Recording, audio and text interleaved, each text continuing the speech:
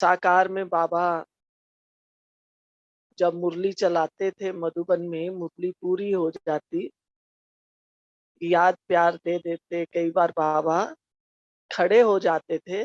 और जिधर अभी भी छोटे हॉल में, हिस्ट्री हॉल में माताएं बैठती हैं, उस तरफ से बाबा आते और जाते थे।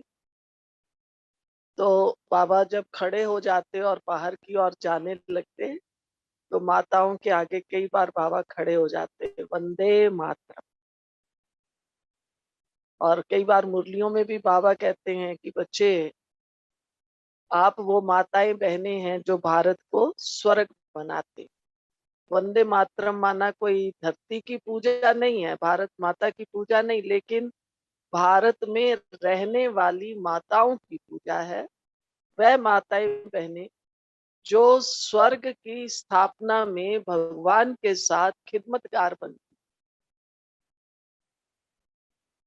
बाबा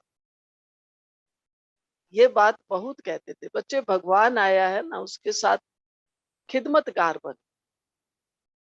और पहले हमारा जो कल्प वृक्ष का चित्र, आजकल तो छोटे चित्र हो गए हैं, खाली कल्प वृक्ष का है।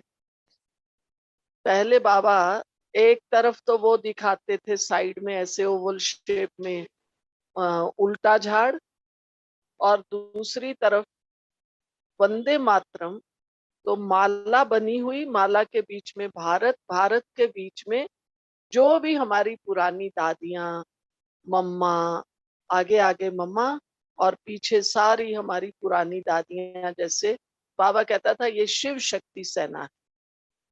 तो कहिए मीठी मीठी माताएं, आप भी ये समझ रहे हैं कि हम शिव शक्ति सेना हैं, या अपने को साधारण माताएं समझते हैं? हो सकता है आप में से कई माताएं बहनें आर्मी, एयरफोर्स या नेवी के परिवारों से संबंध भी रखती हूँ या जानती भी हूँ। उनको मालूम है कि आर्मी वालों का, फोर्स का, नेवी का जीवन कितना टफ होता है। टफ इन द सेंस कि बहुत बहुत डिसिप्लिन्ड होता है। आज सवेरे बाबा की मुरली थी कि बच्चे जब क्लास में बैठते हैं तो कैसे बैठना है। क्लास में बैठकर बुद्धि कहीं भी इधर उधर नहीं जानी चाहिए, तब कहेंगे अंतर्मुखी, नहीं तो बाहिर्मुखी है। तो बाहिर्मुखी होकर बैठते हैं तो क्या होता है, बाहिर्मुखी बैठते हैं तो वातावरण खराब होता है, विघन बन जाते। जिसको बाबा ने फिर बीच में मुरली में कहा भी कि अगर योग कराने वाले की भी बुद्धि इधर उधर है तो वो भी विघन बन जाता है। साकार में मम्मा, बाबा, दादियां इन बातों पर बहुत अटेंशन देती और दिलाती। बाबा तो यहाँ तक कहते थे कि समझो सामने योग कोई करा रहा है, मैं योग करा रही हूँ। अब योग कराते हुए मेरी बुद्धि थोड़ी सी इधर उधर जाती है, चाहे वो सेवा के प्रति जाती है, ये सेवा करनी है, फलाने से मिलना है, फलाने को टोली देनी है, तो बुद्धि कारोबार में गई ना। तो बाबा कहते थे बच्चे, योग कराने वाले की बुद्धि अगर इधर उधर जाती है तो वही वाइब्रेशन आगे फैलता है, तो वो वाइब्रेशन विघन बन जाता है। तो योग कराने वाले को बहुत अलर्ट, सावधान होना चाहिए। तो हमारी भी ये शिव शक्ति रूहानी सेना है। क्या हमने अपने आप को इतना डिसिप्लिन्ड बनाया है? वंदे मातरम कहना तो बहुत आसान है और उसके गाने भी बने हुए, लेकिन वंदे मातरम इतनी हम डिसिप्लिन्ड, जिसको आध्यात्मिक भाषा में कहते हैं, हमारे अंदर संयम होना चाहिए। आध्यात्मिकता में संयम है। परिवारों में क्या कहते हैं, कहते नहीं नहीं ये तो हमारे परिवार की मर्यादा नहीं। स्कूल में क्या है, डिसिप्लिन है। और भक्ति में नियम है। सवेरे उठेंगे, नहाएंगे, थोड़ी पाठ पूजा करेंगे, मंदिर में जाएंगे, बहुतों के जीवन का ये नियम होता है। और संयम वो चीज है जिसमें नियम भी है, मर्यादा भी है, और उसके साथ साथ और क्या है, अनुशासन भी। तो हमारा अनुशासन केवल बाहर का नहीं है, हमारा अनुशासन भीतर का है। जैसे आगे जब हमारी बड़ी दीदी थी, आज आपने कहा बड़ी दीदी के अनुभव, तो हमारी बड़ी दीदी मनमोहिनी दीदी जी बहुत डिसिप्लिन्ड। लास्ट तक भी हमने दीदी को देखा कि दीदी सवेरे अमृत वेले का योग हॉल में आके ही करेंगी, वो जो छोटा हिस्ट्री हॉल है। कई बार दादी भी कहती थी, और भी दीदी आपकी तबीयत ठीक नहीं है, आप यहीं बैठ जाइए, दीदी कहती थी नहीं। और मुरली सुनने में दीदी इतनी एक्यूरेट थी कि दादी के पहुंचने से पहले दीदी पहुंचकर अपनी कुर्सी पर बैठ जाती। पहले तो छोटे हॉल में एक कुर्सी हुआ करती थी दीदी की, अभी भी आप देखेंगे एक कोच अलग से है, उस पर दीदी बैठ। तो दीदी कहती थी टीचर, ये मुरली कोई भी सुनाए लेकिन टीचर कौन है, वो तो शिव बाबा है। तो टीचर के आने से पहले स्टूडेंट को आना चाहिए। तो ऐसा नहीं होता था कि बड़ी दादी जी आ गई, मुरली सुनाना भी शुरू कर दिया तो दीदी आराम से आ रही है, नहीं ऐसा नहीं होता। तो दीदी अनुशासन की प्रतिमूर्ति थी। फिर खाली ऐसे ही क्लास में आके बैठ जाए, ऐसा भी नहीं। स्टूडेंट कैसा होना चाहिए, उसके हाथ में पढ़ाई के लिए कॉपी पेन होना चाहिए। दीदी अपनी डायरी पेन लेके आती, एकदम स्टूडेंट। दीदी की उम्र तो अच्छी थी, चलने में भी दीदी को पाँव में थोड़ी दिक्कत थी, फिर भी दीदी चलेगी ऐसे जैसे एक स्टूडेंट। क्लास में आएगी स्टूडेंट की तरह, पढ़ेगी स्टूडेंट की तरह। जो बाबा कहते हैं student life is the best life. तो हमने देखा दीदी ने अपनी लाइफ को पढ़ाई में सचमुच बेस्ट लाइफ बनाया हुआ। क्लास में आएंगी डायरी पेन लेके आएगी। आजकल आप लोग देखते होंगे कि हमारी मुरलियों में ऊपर क्वेश्चन आंसर रहते। तो दीदी उस समय जब मुरली सुनती थी तो मुरली में क्वेश्चन आंसर निकाले जाते थे, और दिन भर जो भी आता था दीदी बात करेगी। मान लो मैं गई, मेरे से बात करेगी, कोई काम है तो काम भी कहेंगी। फिर दीदी कहती थी अच्छा हो गई बात, चलो बैडमिंटन खेलते। तो बैडमिंटन कौन सा, वो रैकेट और शटल लेके नहीं होता था, लेकिन दीदी प्रश्न पूछेगी, आज बाबा ने इसका क्या रहस्य बताया, आज बाबा ने ये बात कैसे कही है। कई बार तो हम लोग ये कहा करते थे कि दीदी आज ये पॉइंट तो मुरली में था ही नहीं। दीदी कहती थी कैसे नहीं था, देखो बाबा ने ये बात ऐसे ऐसे ऐसे समझाई है। दीदी ने पूरे नोट्स बनाए हुए। वो जो दीदी के समय के क्वेश्चन आंसर निकले हुए, वही आज हमारी मुरलियों में ऊपर छप के आते हैं, प्रिंट हो गया। पहले कोई मुरलियां ऐसे नहीं आती थी, बाबा के अव्यक्त होने के बाद भी मुरलियां ऐसे क्वेश्चन आंसर फॉर्म में नहीं आती। मुरली तो सिंपल जैसे बाबा चलाते थे वैसे चलती थी और आती थी।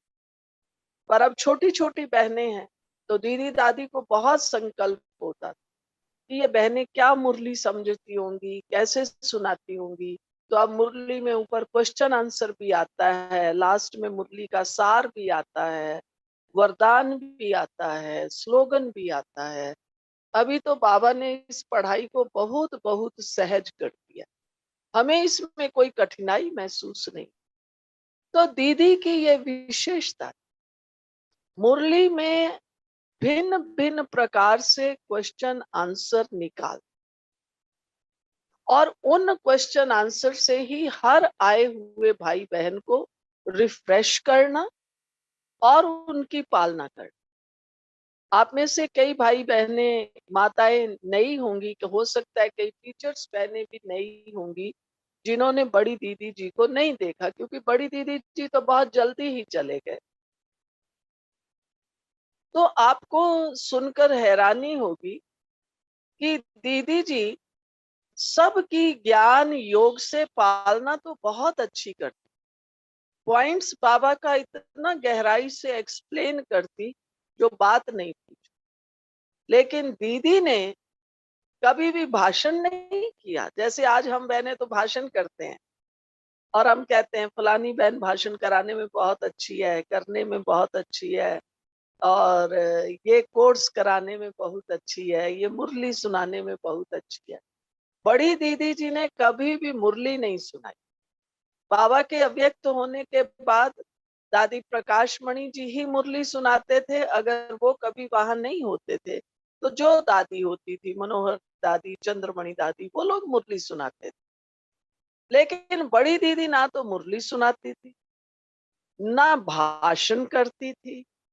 लेकिन बड़ी दीदी की विशेषता भासना, ज्ञान, योग, मम्मा बाबा के प्यार की ऐसी देती कि एक बार जो दीदी जी से मिल लेता, बस वो फिर बाबा का बन ही जाता।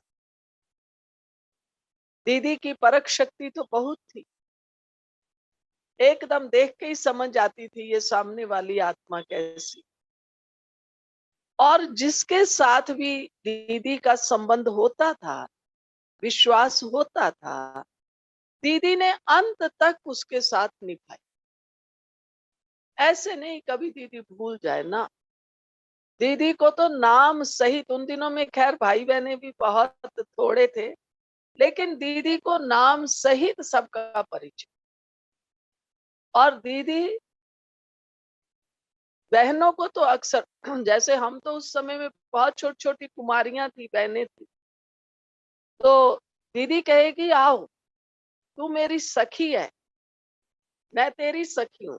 सखी स्नेह में दीदी जी बांध लेते। और फिर मान लो मेरी कोई गलती है, मेरी कोई शिकायत है, यूं तो अगर दीदी बुला के कहेगी कि देखो सुषमा तुम्हारी ये शिकायत आई है, ये है, तो मुझे भी भारी लगेगा, उनको भी कहने में सोचना पड़ेगा इस बहन को कहें या ना कहें। लेकिन दीदी कहती थी देखो तुम मेरी सखी हो ना, तो मैं तुमको एक बात सुनाऊं, सुनाऊं, बुरी तो नहीं लगेगी। तो हम कहते नहीं दीदी, क्योंकि हम तो खुशी में आ जाते थे, बच्चे थे। तो दीदी कहती देखो ऐसा सुनने में तुम्हारे लिए आया है क्या ऐसी कोई बात? तो अगर होती तो हम कह देते कि हाँ दीदी ऐसे है, और कई बार नहीं दीदी ऐसी तो कोई बात नहीं है। तो दीदी हमें इतनी मीठी समझानी दे देती थी कि देखो अभी ये बात आई है, कोई बात नहीं, पर हम बाबा के बच्चे हैं ना, सच्चे बच्चे हैं ना, तो हमको इस प्रकार से चलना। तो दीदी का समझानी देने का ढंग इतना प्यारा था, जो सुनने वाले को भी भारी ना लगे, कहने वाले को भी भारी ना। प्यार से दीदी हर बात समझा देती। और हम तो क्या करते हैं, किसी की शिकायत आए फट से कहेंगे देखा तुम्हारे लिए ये शिकायत आई है, तुम अपने को बदलो तो बदलो, नहीं बदलो तो फिर अपने आप देखते रहना। लेकिन दीदी ऐसे नहीं, दीदी इतना प्यार के से, इतना ढंग से बात कहती थी जो बात नहीं पूछो। देखो तुम मेरी सखी हो ना, इसलिए दीदी तुमको बता। फिर इतना ही कह के छोड़ नहीं देती। अब दीदी के ध्यान पे तो आ ही गया इसकी ये बात है, ये कमजोरी है। मान लो कोई अमृत वेले नहीं आ रहा है, मान लो किसी की बात आई, भाइयों से बात कर रही है बहन, तो दीदी उसका चार्ट फुल रखवाती। दीदी कहती थी अच्छा मधुबन में होंगे तो पूछेगी अच्छा अमृत वेला आज किया, अमृत वेले में आई? हाँ दीदी आई। 4 बजे, मान लो मैं लेट आई, नहीं दीदी मैं तो 4:15 आई, 4:30 आई। तो दीदी कहती थी अच्छा टाइम से आ। फिर बात बात करने में अगर हो गई कोई बात कि भाइयों से बहुत बात करती है, तो दीदी कहेगी, अच्छा तुम्हारी सारी दिनचर्या, फिर कहाँ-कहाँ सेवा की, क्या-क्या किया, फिर बातें तो नहीं की, बातों का आकर्षण तो नहीं है। ऐसे दीदी प्यार से बहनों को सेफ भी रखती थी, बहनों को आगे भी बढ़ाती थी, और आत्मा की उन्नति कराने पर दीदी का पूरा अटेंशन है। केवल बहनों की बात नहीं है, क्योंकि उस जमाने में तो भाई बहनें थोड़े थे। अधिकतर दीदी, दादियाँ, मम्मा, बाबा हर सेंटर के मुख्य मुख्य भाई बहनों को तो जानती ही। तो बहुत से भाई बहने ऐसे थे जो साकार में बाबा को अपने घर का पोता मेल भी भेजते थे। बाबा हम इतना कमाते हैं, इतना खर्च करते हैं, इतना यज्ञ में करते हैं। तो दीदी ने कहा जैसे बाबा को भेजते थे, ऐसे ही अभी भी आपको भेज। तो दीदी बाकायदा पोता मेल उन लोगों का देखती रही और उनको रिस्पॉन्स करती। तो दीदी की ये बहुत बड़ी विशेषता थी कि हर एक को यज्ञ के करीब लाना, बाबा के करीब लाना। अपने में नहीं फंसाया दीदी ने कभी, लेकिन बाबा के हम करीब आ जाए, यज्ञ के करीब आ।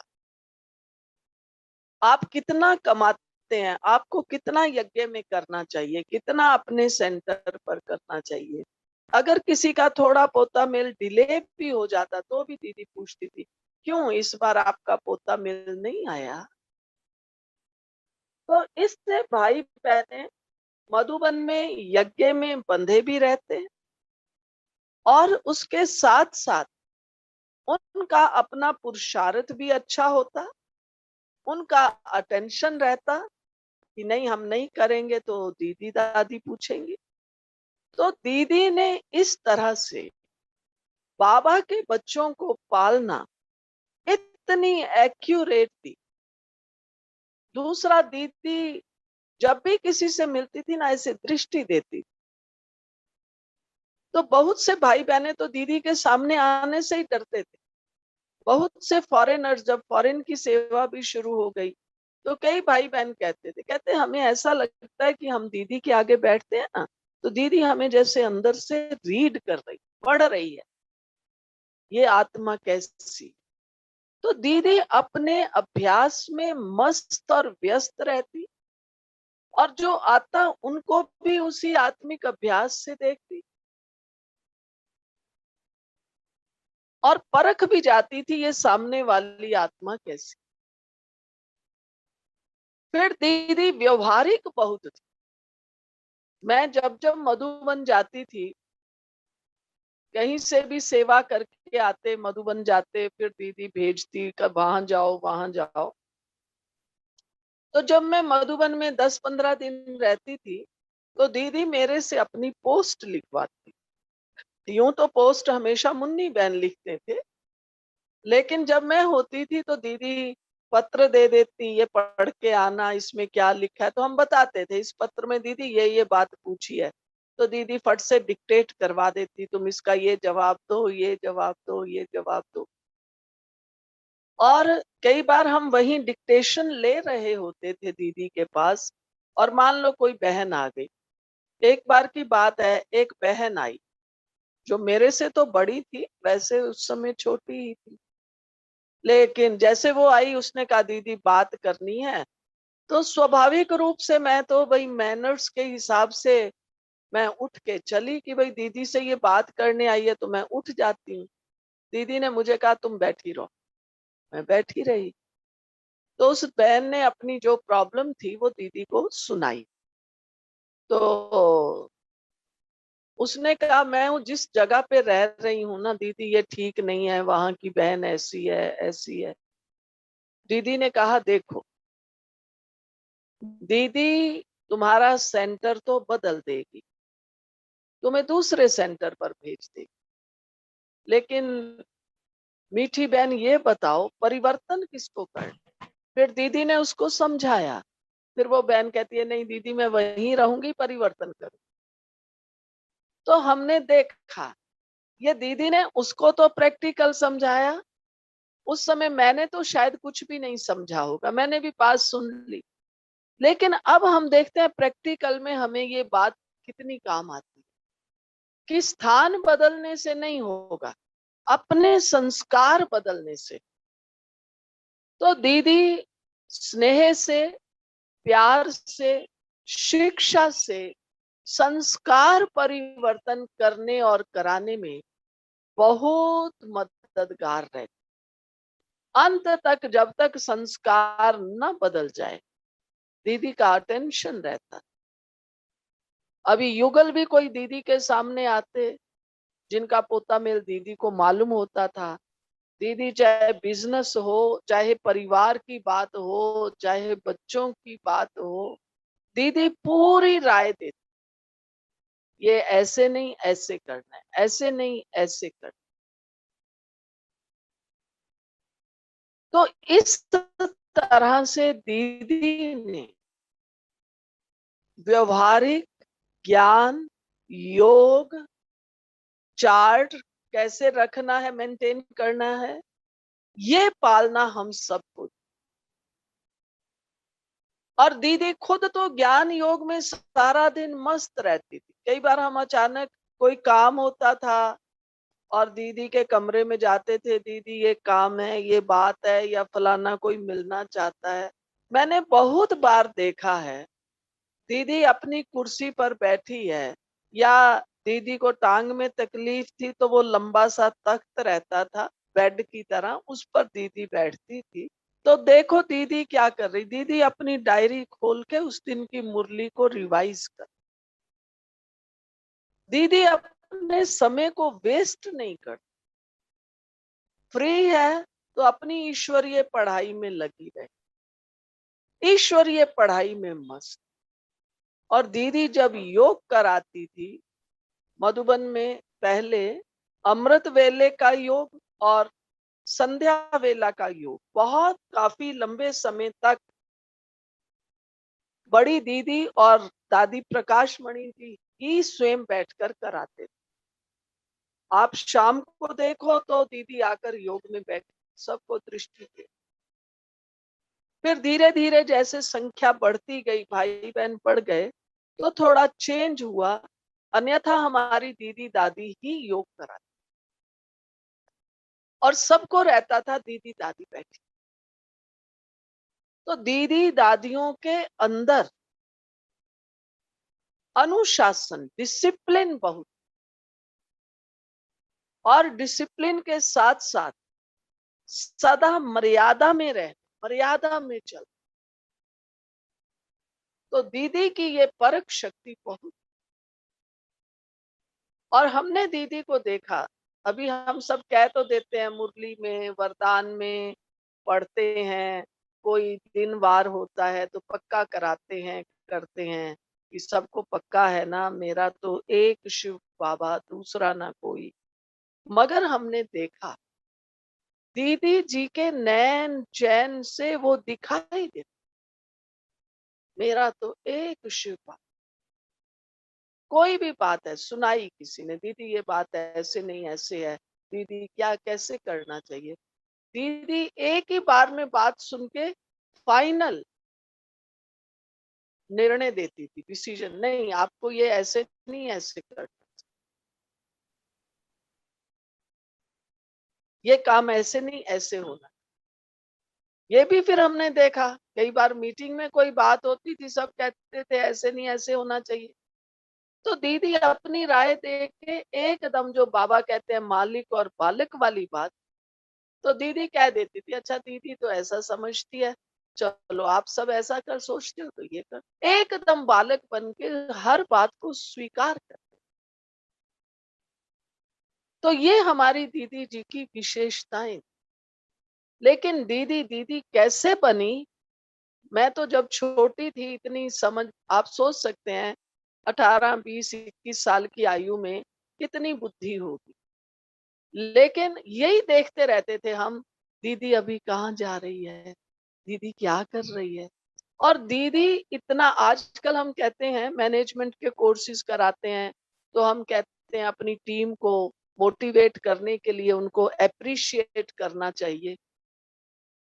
जैसे मैं दीदी के लेटर्स लिखती थी, किसी-किसी दिन बहुत ज़्यादा पोस्ट होती थी, 10-15 लेटर। आप सोचो अगर 10-15 लेटर लिखने हों और वो भी दूसरे के डिक्टेट, अपना क लिखना हो तो शायद हम 2-4 लिख के भी थक जाएँगे। अब वो डिक्टेट किए हुए लेटर और वो मुझे लिख के फाइनल में दीदी को देने हैं, और सवेरे की पोस्ट तो 10 साढ़े 10 बजे जाती थी, तब तक पोस्ट तैयार करके देनी है। और दीदी कई बार शाम को पूछती थी, मिलती थी, आज की पोस्ट, क्योंकि जो सवेरे नहीं होते थे फिर दिन में लिख के देते थे, वो शाम को पोस्ट जाती थी। तो दीदी को मालूम तो होता था कि आज ज़्यादा पोस्ट है। एक बार दीदी ने मुझे दी तो एक जगह हांगकांग का दब दीदी ने मुझे पत्र लिखवाया था। वो पत्र ही 4-5 पेजेस का था, इतना लंबा, ज्ञान की ये पॉइंट लिखो, ये लिखो, ये लिखो, इसको ये जवाब दो, ये जवाब दो। शाम को दीदी मेरे को मिली, दीदी ने कहा पोस्ट गई सारे तैयार? मैंने कहा जी दीदी। शाबाश बेटा शाबाश। इतने दीदी ने खुले दिल से प्यार से कहा। तो अगर हम कुछ भी अच्छा करके आते थे ना, तो दीदी अपने आप इतना एप्रिशिएट करती। ऐसा नहीं होता था, हमने इतना किया, फिर भी दीदी ने तो हमें कहा ही नहीं ना। दीदी इतना एप्रिशिएट, शाबाश बेटा। दीदी समझ जाती, ये बाबा का बच्चा कैसा। तो दीदी की महिमा तो कितनी गाएं। दीदी योग कराती थी, कई बार उन दिनों में तो योग में बैठते थे, तो बहुत सी भाई बहनें जो थी वो ध्यान में भी चली जाती थी, रास करती थी। बड़ी दीदी ध्यान में नहीं जाती थी, लेकिन सेमी ट्रांस, माना जैसे है तो ऊपर ही, लेकिन ऊपर होते हुए भी यहाँ ही। दीदी इतनी मस्त हो जाती थी। दीदी का लौकिक में नाम गोपी था, और दीदी वो जो मस्त होकर उस समय रास करती सबके साथ, एकदम दीदी ऐसी लगती थी जैसे सचमुच गोपी का। फिर दीदी ये भी ध्यान रखती थी कि जिसको हम डायरेक्शन दे रहे हैं, इसके ऊपर डायरेक्शन का बोझा भी नहीं चढ़ना चाहिए। जब मैं यज्ञ में 71 में शुरू शुरू में आई, तो 18 बरस की थी, और मैं पंजाब में चंडीगढ़ सेंटर पर ही रहती थी। लेकिन उन दिनों मैं लौकिक घर में थोड़े 8-10 दिन के लिए आई। तो जहाँ लौकिक घर में मैं आई थी, दीदी भी वहाँ लुधियाना में टूर पर आए हुए थे। मैं दीदी जी से मिली। दीदी ने कहा, तुम घर में आई हो? मैंने कहा जी दीदी। दीदी तुमको बाहर भेजे? तो मैं देखती रही। तो दीदी ने कहा, बाहर भेजे? मैंने कहा जी दीदी।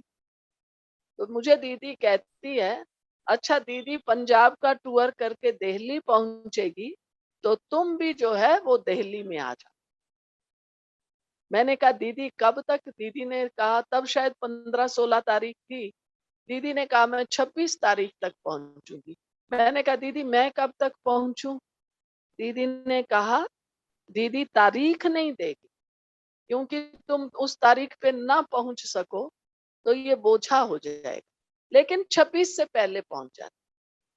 मैंने कहा ठीक है दीदी। तो मुझे ये बात अभी तक दीदी की याद है।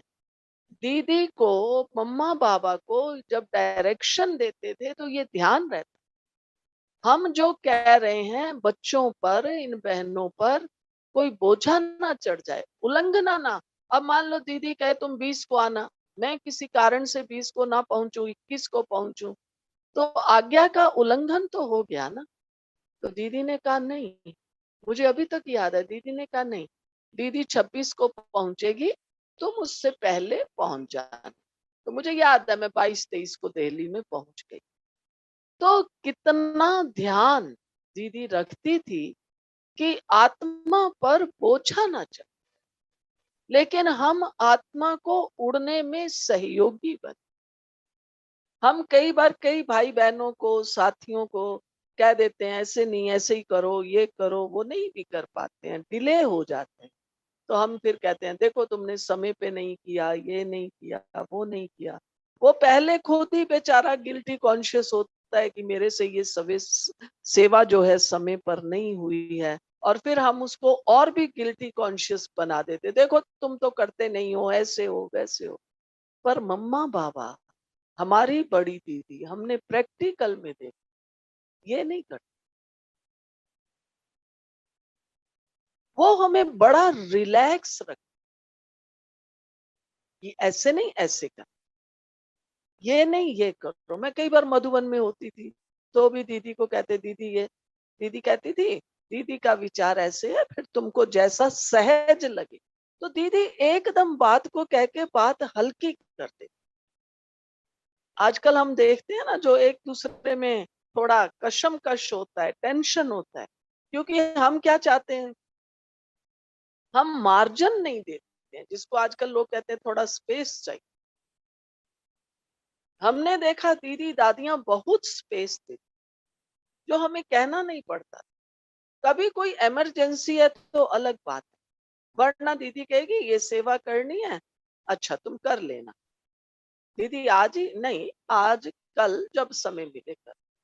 ऐसा नहीं होता, अभी करनी है अभी जाओ, अभी हो सकता है मेरे पास भी कोई और सेवा। तो दीदी दादियों ने, मम्मा बाबा ने हमें जीवन में, मैं अभी भी कई बार इस बात को सोचती हूँ, और जब हम भी दूसरों से व्यवहार करते हैं तो ये सोचते हैं कि नहीं, दीदी दादियों ने हमें कितना सहज बनाया, हर सेवा में, हर कार्य में सहज बन के चल। तो हम भी अपने साथियों को, अपने आने जाने वालों को, अपने मिलने वालों को सदा सहज रखें, ना खुद टेंशन में आए, ना दूसरों को टेंशन में। जो बात है उतनी सी कह दो, भाई ये ऐसा नहीं, हम ऐसा समझते हैं, फिर जैसा आपको ठीक। तो हमारी बड़ी दीदी व्यवहारिक बहुत, व्यवहार कैसा होना चाहिए, राउंड पर निकलना, किचन में जाना, देखना क्या बन रहा है, आज कैसा भोजन, ऐसा नहीं होता था जैसा मर्जी बन गया तो चलेगा ना, कैसा भोजन बना है टेस्ट करना।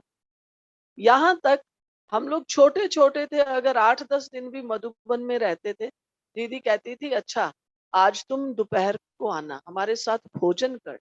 अब दीदी दादी इतनी बड़ी, हम इतनी छोटी सी कुमारी, और दीदी कहेगी आज तुम हमारे साथ भोजन कर, या कहेगी अच्छा आज ना भोजन के बाद आना। दीदी दादी हमेशा भोजन के बाद फिर थोड़ा फ्रूट्स खाती, तो कहती थी अच्छा आज तुम फ्रूट की प्लेट पर आना।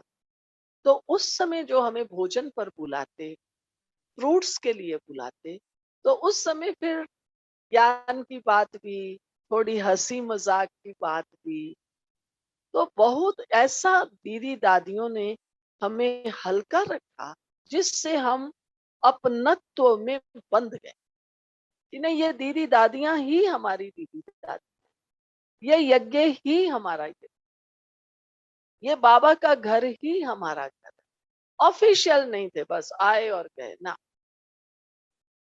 लेकिन जहां ऑफिशियल होना है वहां ऑफिशियल, मौन में रहना है रहना, योग युक्त रहना है रहना। तो बड़ी दीदी के समय में योग युक्त अवस्था और डिसिप्लिन बहुत बहुत बहुत बल खाएगी। और आजकल तो वैसे लोग इतना कोई परहेज नहीं करते हैं, बना लेते हैं अपने, और नहीं तो अपने घर में कोई छोटी कुड़िया हो, कुछ हो तो उससे बनवा के खाए, और नहीं है तो फिर खाना ही पड़ेगा जो और बनाएंगे। ये कोई 1-2 दिन की बात, कोई बड़ी बात नहीं, जी पहले ही दीदी। पता भी होता है, तो थोड़ा कुछ ऐसा सूखा बना के भी रख सकती है, वो भी खा सकती हाँ, थोड़ा सूखा भी बना के रख सकते हैं, फल भी खा सकते हैं। अगर हो सके तो कोई घर में छोटी है तो फिर उनसे। है। हाँ, जी दीदी। कन्या है घर में, उसके हाथ का खाएगी। जी दीदी। और आ, पति ज्ञान में नहीं चलते हैं, विरोधी है, और बहुत क्रिटिसाइज करता है, तो फिर मैं सहन कर लेती हूँ। कभी कभी सहन नहीं होता तो फिर बोलता कि आपका सहन नहीं होता तो कुछ बोल देती मैं। फिर पति बोलते हैं कि आपका ज्ञान यही सिखाता है, आपका बाबा यही सिखाता है। लेकिन उसका उनका टॉर्चर का लेवल इतना रहता है कि होता नहीं। कैसे इस चीज को मैं संभालूं? देखो, हम हमेशा कहते हैं हमें बाबा का बनना है, और बाबा ने जो हमारी धारणा बनाई है, नियम बनाए हैं, उन पर भी चलना। जहां बाबा ने ये कहा है बच्चे तुम्हें पवित्र रहना है, मेन झगड़ा तो पवित्रता का ही है। तो दूसरी तरफ बाबा ने ये भी हमें डायरेक्शन दिया है कि बच्चे क्या भी स्थिति परिस्थिति हो, कैसा भी कोई संस्कार वाला व्यक्ति हो, आपको हमेशा शांत रहना। तो सबसे पहली बात, हम तो हंस के कह देते हैं, एक दूसरे से मिलते हैं ना तो कहेंगे ओम शांति। अब ओम शांति भी हम हजार प्रकार की बोलते हैं। किसी से तो बड़े प्यार से कहेंगे ओम शांति, ओम शांति। और कहीं झगड़ा हो गया, अरे ओम शांति, बस पूरा करो बात। अनेक प्रकार की है ना ओम शांति। तो ये देखना है अपने को, खुद खुद से ओम शांति करो। ओम शांति, मैं शांत हूं, मेरा अंदर शीतल। तो एक तो हमारे अंदर शांति की शक्ति बहुत चाहिए। दूसरी बात, शुभ भावना। शुभ भावना का मतलब ये नहीं है आप कहेंगे मैं 1 घंटा सवेरे 1 घंटा शाम शुभ भावना का दान देती हूँ, 21 बार लिखती हूँ बाबा ये तेरा बच्चा है, ये तेरा नहीं। 21, आप 21 बार लिख लेते हो, फिर उसके बाद क्या करते हो?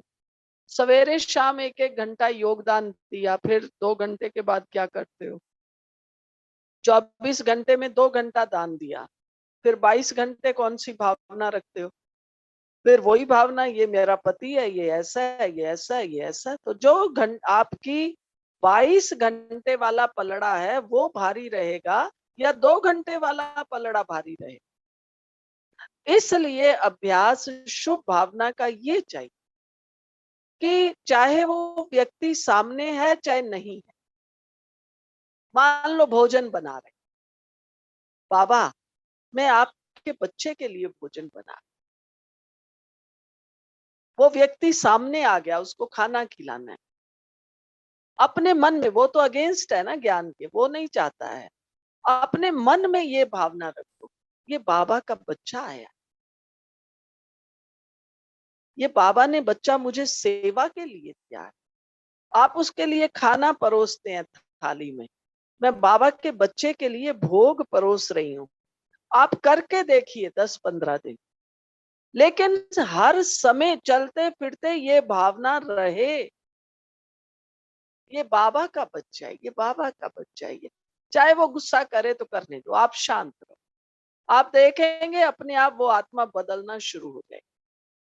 वो आपका सहयोगी बनेगा, लेकिन तब बनेगा जब सारा दिन, ऐसे नहीं दिन में कोई माता आ गई या सेंटर पे गए, दीदी से मिले, योग के कमरे में गए, बाबा बस मेरे पति की बुद्धि बदल दे। दीदी से मिले, दीदी वैसे तो सब ठीक है, क्या करें, पर मेरा युगल ना ऐसा ऐसा है। तो ये आप क्या कर रहे हैं? सारा दिन उसकी बुराई ही बुराई, बुराई ही बुराई। तो आपको क्या मिले? बीज कौन सा बो रहे? बाबा को थैंक्स करो, बाबा थैंक यू, ये आत्मा मुझे साथी मिली है ना, तभी मैं आपकी बनी हूँ। अगर वो आपका विरोध नहीं करता तो मैं शायद बनती भी नहीं। हर घड़ी उस आत्मा को थैंक यू कहो, हर घड़ी ये संकल्प करो ये बाबा का बच्चा है। कोई पूछे भी ना, अरे क्या हाल है तुम्हारे, आजकल पति ठीक है? बोलो बाबा का बच्चा है, बहुत अच्छा है, बहुत अच्छा है। आप करके देखिए 15-20 दिन, वो आत्मा बदलती है या नहीं बदलती है। तो अपनी भावना को बदलने की आवश्यकता है, और अपने अंदर शांति को धारण करने की आवश्यकता। ठीक है? दूसरा क्वेश्चन है, सीरियल्स में रामायण, भागवत ये सब ज्ञान के रिलेटेड है, तो क्या चीज? देखते देखते ज्ञान को अप्लाई करना। रिपीट करूं दीदी? रिपीट करो, क्या बोला? हाँ, जो सीरियल्स आ रहे हैं, भागवत रामायण ये सब, देखते देखते ज्ञान की गहराई समझ में आ रही है, तो लेकिन मन भी कह रहा है कि देखना चाहिए नहीं देखना चाहिए, क्योंकि और कुछ नहीं देख रहे हैं। रामायण भागवत महाभारत। वास्तव में नहीं देखना चाहिए। मैं आपको बताऊं, आपको याद होगा रामायण बहुत साल पहले टीवी पर आने लगी थी, और बहुत से लोगों ने अपने घर में टीवी खरीदा था रामायण देखने के लिए, और कई सेंटर्स पर भी खरीदा गया था। मुझे भी लोग कहते थे, अरे रामायण तो देख लो, दूसरों को ज्ञान सुनाना होता है, हमें पता होना चाहिए। मैंने कहा भाई मेरी तो कोई इंटरेस्ट नहीं। मैं जितना जानती हूँ रामायण के बारे में वो भी ठीक है, नहीं तो मैं पढ़ लूंगी, पर मैं देखूंगी। ऐसा नहीं मैंने अपने को कंट्रोल किया, मुझे लगता है ये क्या टाइम वेस्ट हो रहा है। अब एक बार ऐसा हुआ कि मैं किसी वीआईपी के घर गई मिलने, संडे को आया करता था तब सवेरे रामायण, और वो रामायण का ही टाइम था उसने, लेकिन टाइम वही दिया था। मैं गई बैठी, तो जो विजिटिंग रूम था ना, वहां भी वो टीवी पर रामायण चल रहा था।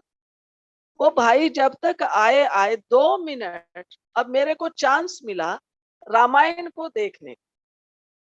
मैं हमेशा ये सुनाती हूँ, मैंने 2 मिनट उस रामायण को देखा, और बल्कि मेरे को और ही ज्यादा ये कहें वैराग आ गया। मैंने कहा ये रामायण देखनी है क्या? इसके पात्र जितने भी हैं आर्टिफिशियल हैं, रियल पात्र तो है नहीं, और इसमें सच्चाई है नहीं। हम मानते ही नहीं है कि ये राम है और ये सीता है। बाबा तो कहता है राम शिव बाबा है, तुम आत्माएं सीताएं हो, और तुम 5 विकारों के पंजे में फंसी हुई हो। जब हम उस कॉन्सेप्ट को ही नहीं मानते हैं, तो हम इस रामायण महाभारत को देख के क्या करेंगे? Time waste. जो भी चीज हमें बाबा से दूर ले जाए, बहुत से भाई बहन ये भी पूछते हैं, हो सकता है ये क्वेश्चन भी आ जाए, दीदी अच्छा अब हम तो क्या करते हैं ना, सारा दिन जब फ्री होते हैं भोजन बनाते हैं या तो बाबा के गीत चलाते हैं। चलो वो वहां तक तो ठीक है, आपने गीत चलाए मोबाइल से। कोई कहते हैं दीदी हम तो क्लास सुनते हैं, कभी आपका सुनते हैं, सूर्यबाई का सुनते हैं, फलाने का सुनते हैं, फलाने का सुनते हैं।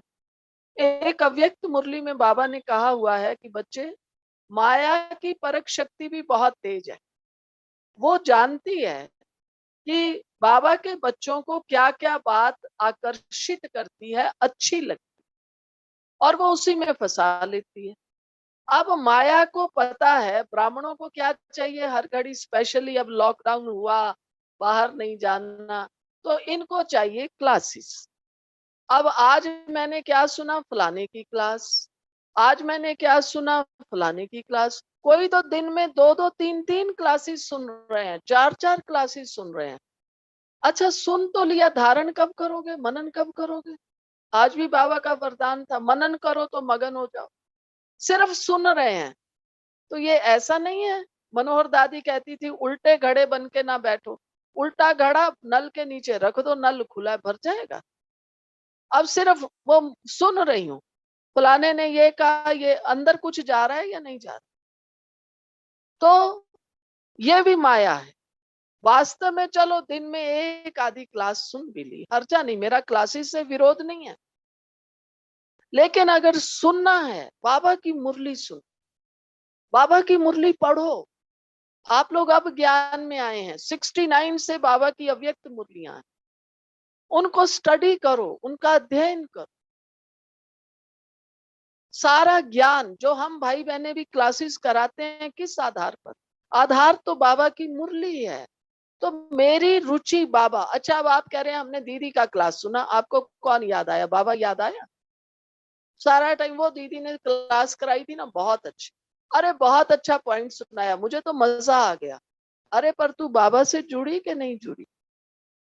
तो इसलिए बुरा नहीं मानना, मैं तो इन सब चीजों से बहुत दूर। ना हमें रामायण देखनी है, ना भागवत देखनी है, ना हमें क्लासेस सुननी है। बाबा की मुरलियां सुनो, बाबा की मुरलियां पढ़ो, उनका मनन चिंतन करो, बाबा आपको खूब ज्ञान खजानों से माला माल कर।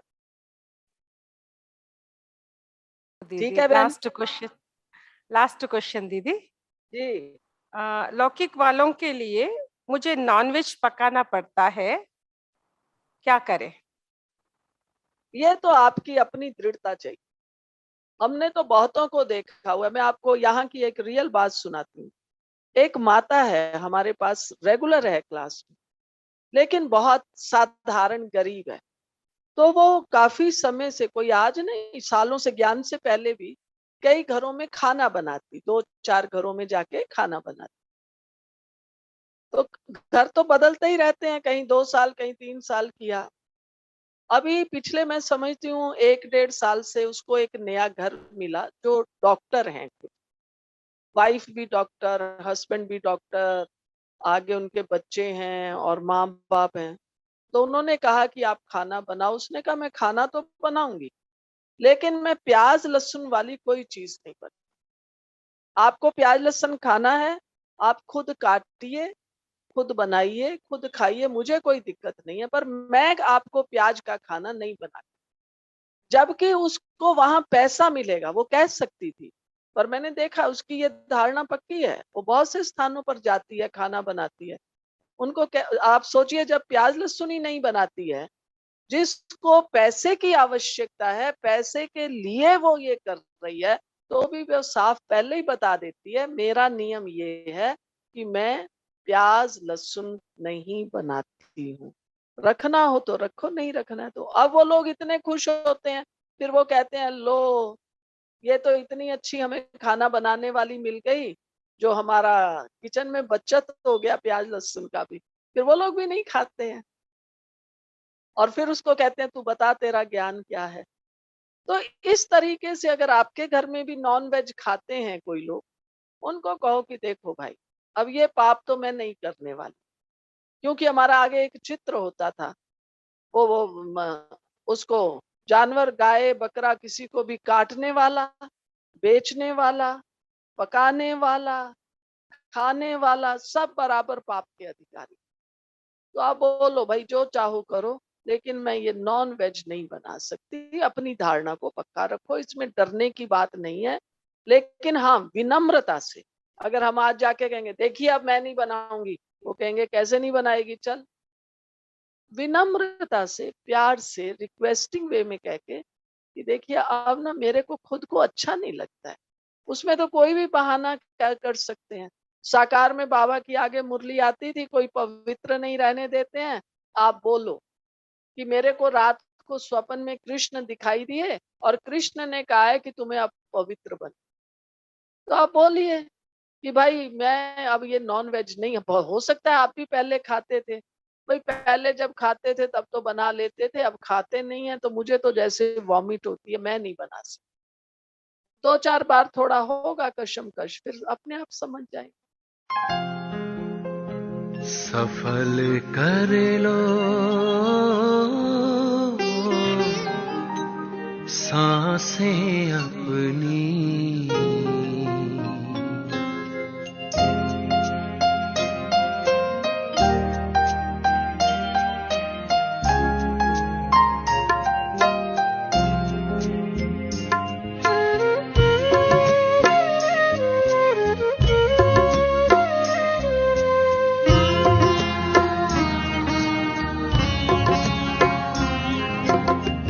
सफल कर लो सांसें अपनी, परम पिता को याद कर। सफल कर लो सांसें अपनी, परम पिता को याद कर। व्यर्थ न जाए जीवन अपना, व्यर्थ न जाए जीवन अपना, पल पल को आबाद कर। सफल कर लो सांसें अपनी, परम पिता को याद कर।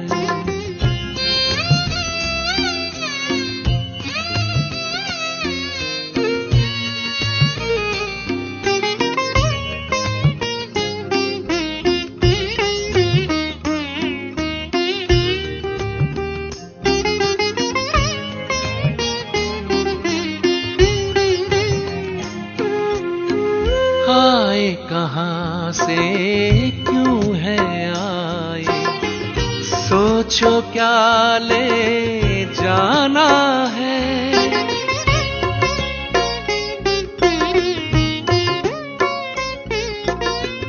आए कहाँ से क्यों है आए, सोचो क्या ले जाना है।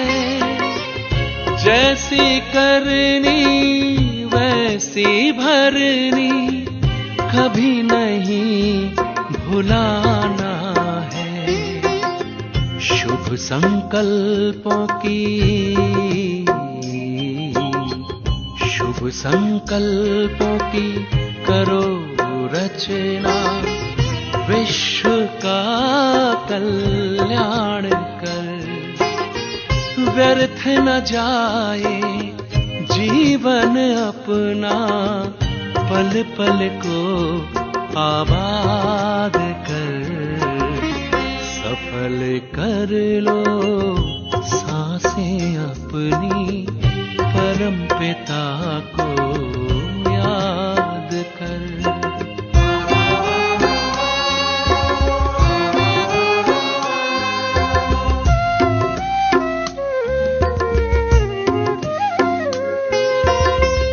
मिट्टी का तन मिट जाएगा, भूल से धोखे में मत आना।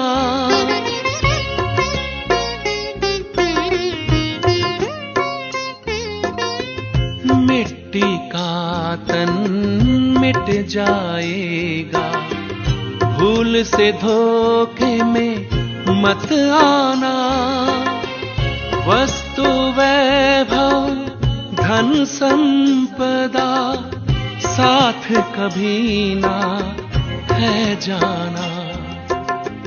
मैं हूँ आत्मा, मैं हूँ आत्मा अजर अमर, बस यही एहसास कर। व्यर्थ न जाए जीवन अपना, पल पल को आबाद कर। सफल कर लो सांसें अपनी, परम पिता को याद कर।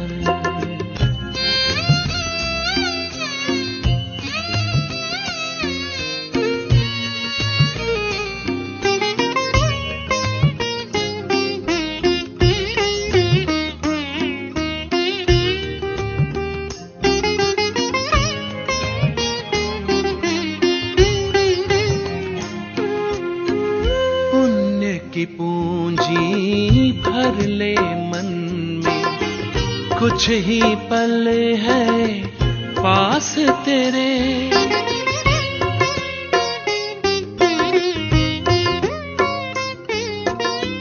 पुण्य की पूंजी भर ले मन में, कुछ ही पल है पास तेरे।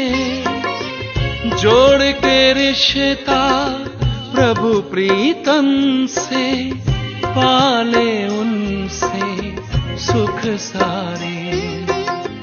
क्या होगा, क्या होगा, कैसे होगा, अब न कोई फरियाद कर। व्यर्थ न जाए जीवन अपना, पल पल को आबाद कर। सफल कर लो सांसें अपनी, परम पिता को याद कर। सफल कर लो सांसें अपनी, परम पिता को याद कर, परम पिता को याद कर।